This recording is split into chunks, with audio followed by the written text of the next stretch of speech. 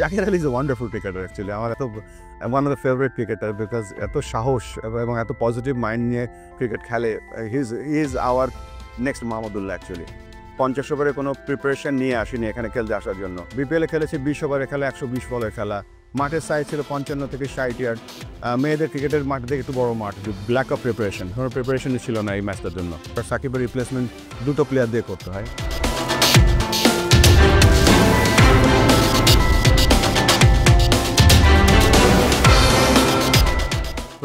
হৃদয় ছোঁয়া innings champions ট্রফিতে ষষ্ঠ উইকেট জুটিতে জাকের এবং হৃদয়ের বিশ্ব রেকর্ড এই চ্যাম্পিয়ন্স ট্রফিতে জুটি গড়েছেন, কিন্তু বাংলাদেশকে শেষ পর্যন্ত তীরে নিয়ে যেতে পারেননি। শুভমান গিলের সেঞ্চুরির কাছে হেরে গেছে হৃদয়ের সেঞ্চুরি। ম্যাচটা আপনাকে একটু হতাশ করেছে কিনা, নাকি আসলে এক্সপেকটেশন এমনই ছিল যে বাংলাদেশ এমন ক্রিকেটই খেলতে পারে? আমি ভয় ছিলাম যে আমাদের টিমটা 50 ওভারে কোনো প্রিপারেশন নিয়ে আসেনি এখানে খেলতে আসার জন্য। আর সবথেকে বড় যে ব্যাপারটা ছিল যে এখানে এই একটা অপরিচিত উইকেটে, একটা অপরিচিত কন্ডিশনে কোনো 50 ওভারে খেলা না খেলেই হঠাৎ করে ফার্স্ট ইনিংসে ব্যাটিং করাটা একটা বড় রিস্ক ছিল। তো অফকোর্স বাংলাদেশ ভালো খেলেছে, বাট ওই ভালো খেলার জন্য তো বাংলাদেশ অনেক সময় পার করে এসছে। এখন we need to play and win. So অবশ্যই হতাশা, বাট আমার কাছে সবথেকে বড় যেই সমস্যাটা যেটা মনে হচ্ছে যে ল্যাক অফ প্রিপারেশন, কোনো প্রিপারেশনই ছিল না এই ম্যাচটার জন্য। আপনার কাছে মনে হয় কিনা এখানে আসলে একটু আগে ভাগে আমাদের প্রিপারেশন নেওয়ার জন্য কিছুটা মানে ওইরকম শিডিউল করা, ওইরকম ম্যাচ খেলার কিছু সুযোগ করে দেওয়া বিসিবির একটা ল্যাকিং? কারণ ক্রিকেটাররা তো আসলে বিসিবির দিকে তাকিয়ে থাকে। আসলে এই যে বললাম প্ল্যানিং প্রোগ্রামিং একটা বড় ব্যাপার। আর আমরা তো 1 বছর 1.5 বছর আগেই জানতাম যে আমরা চ্যাম্পিয়ন্স ট্রফি 50 ওভারের খেলা খেলবো, পাকিস্তানে খেলবো বা এই কন্ডিশনে খেলবো। তো সেটা যদি যেহেতু জেনেছিলাম আমাদের ওই লক্ষ্যে আমাদের ওই ধরনের প্রিপারেশনটা নেওয়া উচিত। বিপিএল এর সাথে যদি আপনি কম্পেয়ার করেন, বিপিএল এ খেলেছি 20 ওভারের খেলা, 120 বলের খেলা। মাঠের সাইজ ছিল 55 থেকে 60 ইয়ার্ড। মেয়েদের ক্রিকেটের মাঠ থেকে একটু বড় মাঠ বা সেম মাঠ। ওই মাঠে খেলে এসে এই ধরনের একটা বড় 300 বলের খেলা, it's not very easy to adjust. তো আমার কাছে মনে হয় যে প্লেয়াররা যথেষ্ট চেষ্টা করেছে, বাট আমার কাছে মনে হচ্ছে এগেইন বলছি programming was very, very poor.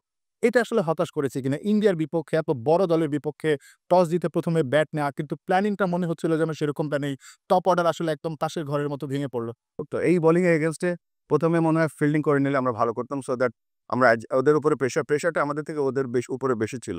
তো প্রেশারের ওই কাজটা আমরা করতে পারিনি। আর অফকোর্স ১ম ১০ ওভারের মধ্যেই আমরা খেলাটা হেরে গিয়েছিলাম। আর পুরো খেলায় কখনো মনে হয়নি যে আমরা ম্যাচটা জিততে যাচ্ছি বা একটা প্রতিদ্বন্দ্বের সিচুয়েশন আমরা ক্রিয়েট করতে পেরেছি। আমিনুল ইসলাম বুলবুল বাংলাদেশের সাবেক ক্যাপ্টেন, একই সঙ্গে টেস্টে আসলে প্রথম অভিষেক টেস্টেই সেঞ্চুরিয়ান। আজকে আবার তাওহিদ হৃদয় তার অভিষেক চ্যাম্পিয়ন্স ট্রফির যেই আসরটা, সেই আসরে তিনি সেঞ্চুরি করেছেন। তাওহিদ হৃদয়ের ইনিংসটা আসলে কতটুকু হৃদয়ে জুড়ানো ছিল? হৃদয় তো আমাদের নেক্সট ব্যাটিং সেনসেশন। আমার কাছে মনে হচ্ছে যে ঐরকম প্রেশারে থেকে এত ভালো একটা ইনিংস খেলা প্লাস জাকের আলীকে সাথে নিয়ে এগিয়ে যাওয়া। আজকে যতটুকু আমরা এসছি বিকজ অফ হিজ ইনিংস। আর সবচেয়ে বড় কথা মনে হচ্ছে যে ভয় ডরহীন এবং ভেরি, ভেরি ফেয়ারলেস ক্রিকেট খেলেছে আজকে। সো ওয়ান্ডারফুল ইনিংস আমার কাছে মনে হচ্ছে। বাট এই ইনিংসটা ওকে সামনে এগিয়ে যাওয়ার জন্য অনেক কনফিডেন্স দেবে। আমি আশা করব যেন এইভাবেই ও ফর্মটা ধরে রাখতে পারে। দুবাই পাট্টা তো শেষ বাংলাদেশের, ভারতের বিপক্ষে প্রথম ম্যাচটা হেরে গেল। পাকিস্তানে বাংলাদেশ যাচ্ছে। পাকিস্তানের কন্ডিশন রাওয়ালপিন্ডি, যেখানে বাংলাদেশ এর আগে টেস্টে ২ টা ম্যাচে হারিয়েছিল পাকিস্তানকে। দারুণ সুখস্মৃতি আছে। সেই কন্ডিশনে বাংলাদেশের মানে যে দলটা, এই দলটা আসলে পাকিস্তানের বিপক্ষে এবং নিউজিল্যান্ডের বিপক্ষে কেমন করতে পারে? আপনার কাছে কি মনে হয়? আপনার এক্সপেকটেশন কেমন? আমার কাছে মনে হয় যে বাংলাদেশ ভালো করবে। এইজন্য যে আপনি দেখেন যে আজকে ৫ উইকেট ৩০ রানে ৫ টা উইকেট পড়ে যাওয়ার পরেও যেভাবে বাংলাদেশ প্রতিযোগিতা দেখালো বা কম্পিটিটিভনেস দেখালো এবং এই মুহূর্তে কিন্তু Pakistan is tremendous under pressure, নিউজিল্যান্ডও আন্ডার প্রেশারে আছে। আমার কাছে মনে হয় যে বাংলাদেশের যেই মেধাবী ক্রিকেটাররা আছে, আমি বাংলাদেশকে এগিয়ে রাখবো actually. I am very hopeful with this team. এখনো কি সেমিফাইনালের আশা দেখেন? অফকোর্স আপনারা হয়তো অনেকে ট্রোল করেন বা অনেকে শান্তর এই কমেন্টটা নিয়ে বলেছেন। আমি শান্তকে সাপোর্ট করি। কারণ এখানে তো আমরা ঘুরতে আসিনি। আমরা চ্যাম্পিয়ন পাওয়ার জন্য এসেছি।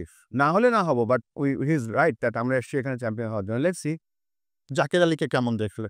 Zakir Ali is a wonderful cricketer actually. আমার one of the favourite cricketer because এত সাহস এবং এত পজিটিভ মাইন্ড নিয়ে ক্রিকেট খেলে। He is our next Mahmudullah actually. Next Shakib Al Hasan আসলে আমরা কতদিন পরে পেতে পারি? কি মনে হয় আপনার কাছে?